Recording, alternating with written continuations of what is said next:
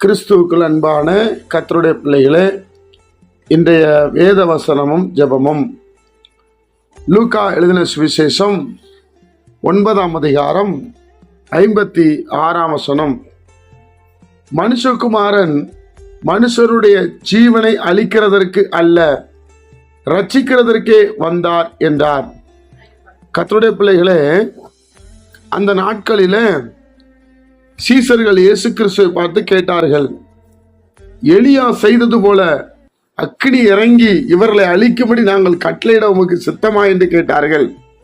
தேவனுடைய பிள்ளைகளே, அப்பொழுது இயேசு அவர்களை பார்த்து சொல்லுகிறார், மனுஷகுமாரன் என்றால் இயேசு கிறிஸ்து தான். அவர் சொல்லுகிறார், நீங்க என்ன ஆவியுள்ளவர்கள், நீங்க என்ன ஆவி உடையவர்கள்.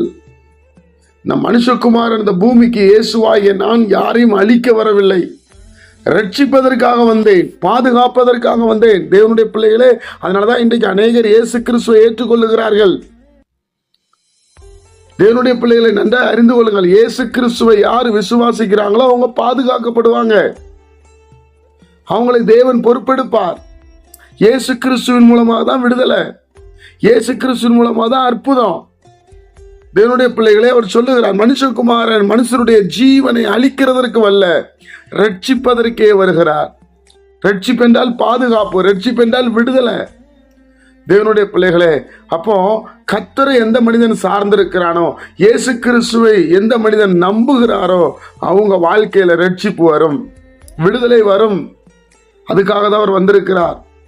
அவர் யாரையும் அழிப்பதற்கு வரல, யாரையும் கஷ்டப்படுத்த வரல.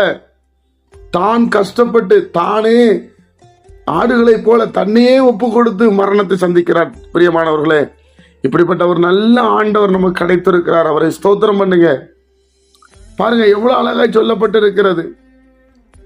தேவனுடைய பிள்ளைகளை எவ்வளவோ போராட்டங்கள், இயேசு கிறிஸ்துவை என்னென்னமோ சொல்றாங்க, ஆனால் அவர் அதுக்கு மாறுத்தரம். யார் மனது கஷ்டப்படும்படி அவர் பேசலைங்க.